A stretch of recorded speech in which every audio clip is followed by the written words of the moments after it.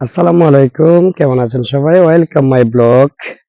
প্রিয় ভিউয়ার্স, আশা করি আপনারা সবাই ভালো আছেন। প্রিয় ভিউয়ার্স, আপনাদেরকে একটি বিষয় দেখাবো আজকে যে গ্রাম এলাকাতে যখন পানি হয় তখন মানুষ কিন্তু মাছ ধরার জন্য অনেক কিছু ব্যবহার করে।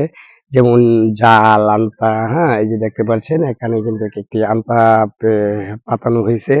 যেগুলাতে আসলে ছোট, ছোট মাছ আ ধরা হয় যেগুলা দিয়ে। তো আমরা আসলেও যখন গ্রামের বাড়িতে মানে পানি হয় তখন কিন্তু আমরা কি করি, ছোট ছোট আমতা যেই দিকে দিয়ে পানি চলাচল করে, হ্যাঁ, ওই দিকে কিন্তু আমরা এইগুলা আমতা পেতে থাকি। জানি না আপনাদের এলাকায় বা আপনাদের বাসায় কি বলে, আমরা যে মাছ ধরার জন্য চাই, অনেকে চাই বলে, চাই বলা হয় যেগুলাকে বড় বড় মাছ ধরা হয় সেগুলাকে। তো এইটাই আপনাদেরকে দেখাবো। এখানে দেখতে পাচ্ছেন এখানে জমিনে পানি এবং এই পাশে দিয়া ছোট্ট একটি স্থান রয়েছে।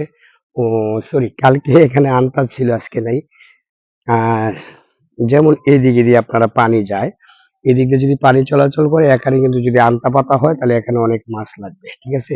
যেমন ওই দিকে দিয়ে যদি আপনার পানি চলাচল করছে এখানে যদি আপনি আমটা পাতেন তাহলে অনেক মাছ লাগবে। তো এই হইল বিষয়টা, আমরা আমটা এই জায়গায় পেতে থাকি বর্ষা সিজন হলে।